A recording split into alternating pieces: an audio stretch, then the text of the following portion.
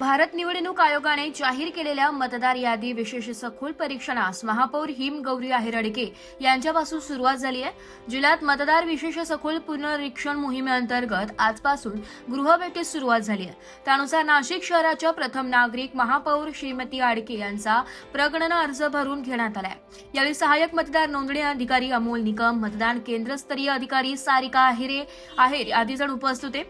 महापौर श्रीमती आहेर म्हणाल्या की लोकशाही बळकट करण्यासाठी मतदार यादी अचूक, अद्ययावत आणि सर्वसमावेशक असणे आवश्यक आहे। मतदार यादीच्या विशेष सखोल पुनरीक्षण मोहिमेअंतर्गत घरोघरी जाऊन मतदारांची माहिती संकलित केली जाणार असल्याने नागरिकांनी अधिकारी व केंद्रस्तरीय मतदान अधिकाऱ्यांना आवश्यक माहिती व कागदपत्रे देऊन पूर्ण सहकार्य करावे।